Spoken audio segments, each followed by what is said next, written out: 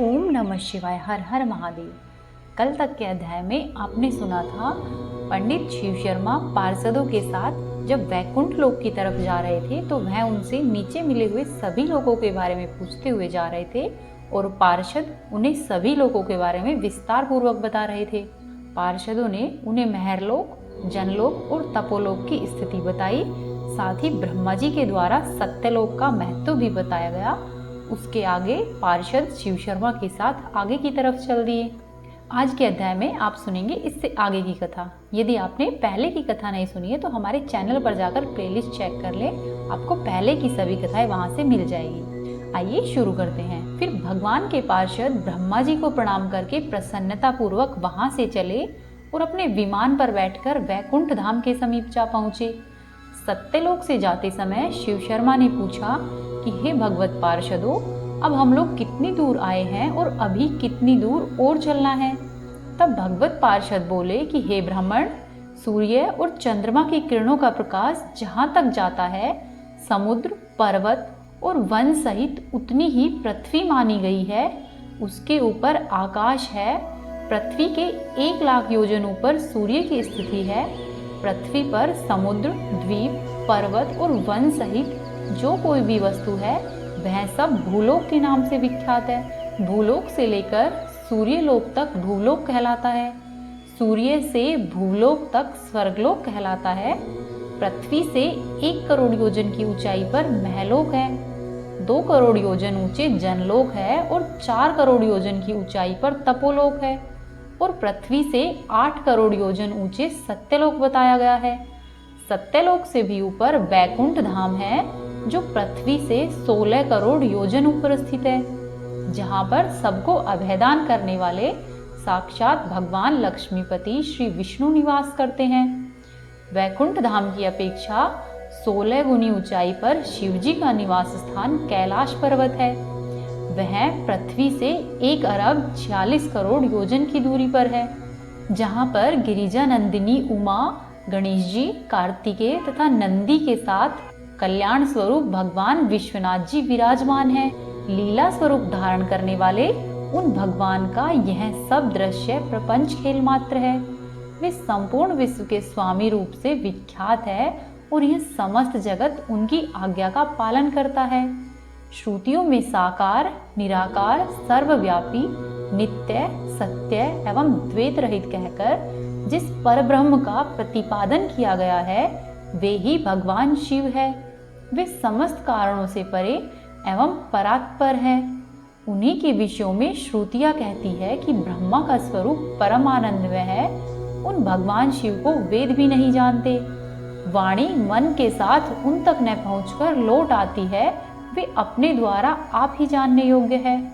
वे परम ज्योति स्वरूप है और सबके हृदय में अंतर्यामी स्वरूप से स्थित है। योगी पुरुष समाधि में उनका साक्षात्कार करते हैं। वे वाणी के द्वारा अनिर्वचनीय है। माया से अनेक रूप धारण करके वास्तव में रूप रहित है। वे अनंत है, अनंत स्वरूप है, सर्वज्ञ एवं कर्म शून्य है। उनका ऐश्वर्यमय स्वरूप इस प्रकार से है। वे अर्धचंद्र का मुकुट धारण करते हैं। उनका कंठ तमाल के समान श्यामवर्ण है।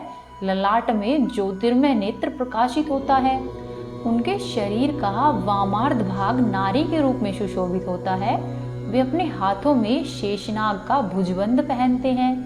गंगा जी की तरंगों के संसर्ग से उनकी जटा का तदप्रांत सदा ही डुलता रहता है। उनका अंग विभूति समूह से उज्ज्वलित होता है। भगवान रुद्र के पर और अपर 2 रूप है जो संपूर्ण जगत को व्याप्त करके स्थित है। वे निराकार होकर भी साकार है। भगवान शिव ही भोग और मोक्ष के कारण है। जैसे शिव है वैसे ही विष्णु है और जैसे विष्णु है वैसे ही शिव है। शिव और विष्णु में तनिक भी अंतर नहीं है। भगवान विष्णु शंख, धनुष एवं कोमद की गदा धारण करके संपूर्ण त्रिलोकी का शासन करते हैं और साधु पुरुषों की रक्षा के लिए दानवों का विनाश करते हैं। हे शिव शर्मन, अब तुम भगवान विष्णु के लोक में निवास करो।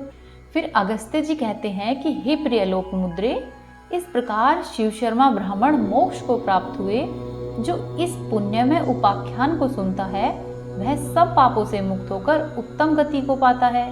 फिर व्यास जी कहते हैं कि हे सूत जी, इस प्रकार से काशी की महिमा सुनाते हुए अगस्त्य जी ने अपनी पत्नी के साथ श्री पर्वत की परिक्रमा करने के पश्चात कार्तिकेय जी के सुंदर एवं विशाल वन को देखा। वहां पर लोहित नामक पर्वत है।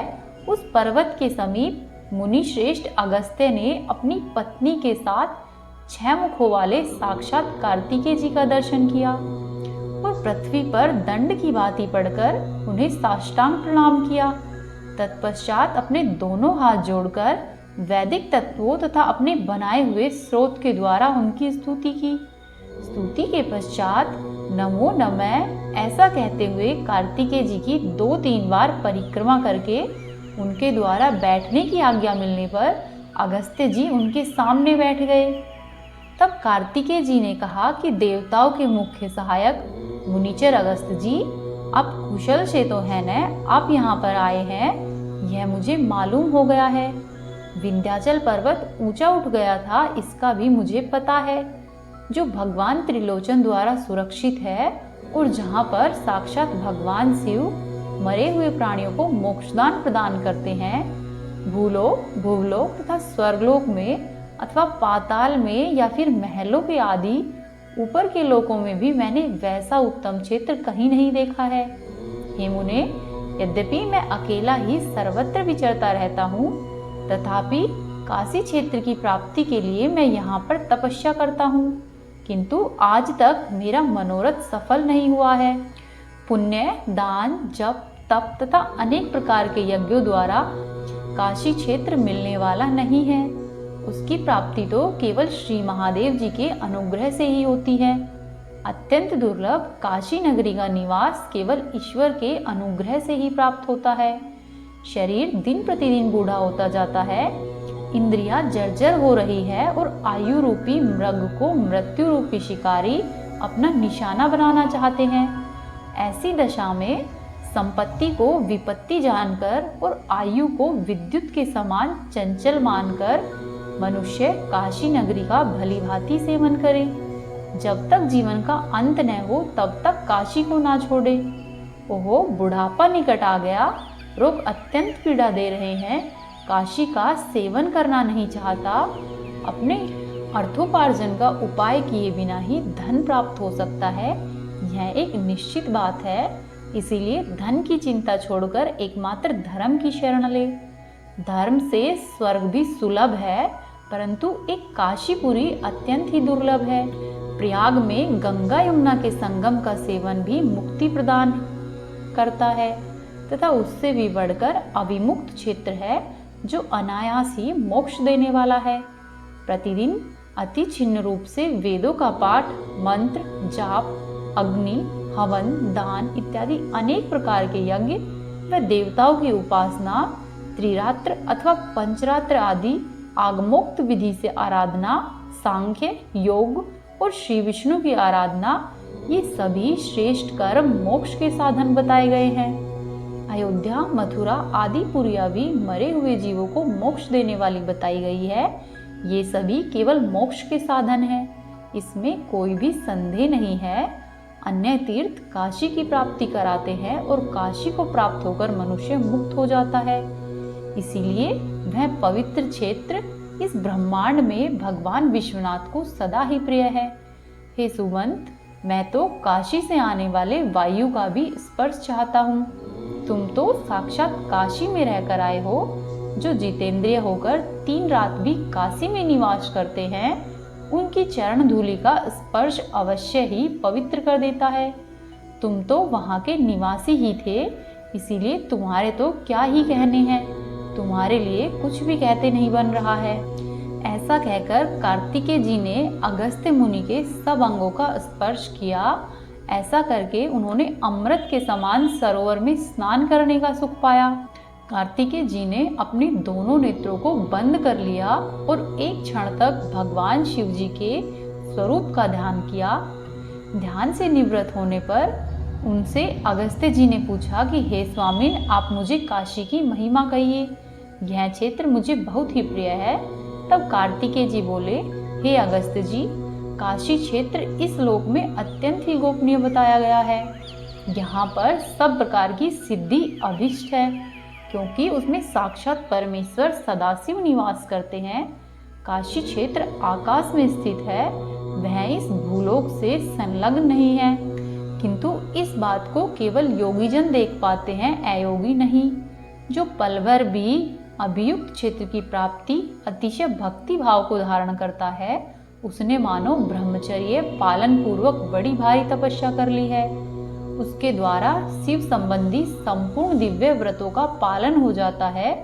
जो 1 वर्ष तक काशी में क्रोध को जीतकर इंद्रियों को संयम पूर्वक कर लेता है और दूसरे के धन से अपने शरीर का पोषण नहीं करके पराये अन्न का परित्याग करता है, पर निंदा से बचता है और प्रतिदिन कुछ न कुछ दान करता रहता है, उसने पूर्व जन्म में सहस्त्रों वर्षों तक बड़ी ही भारी तपस्या की है।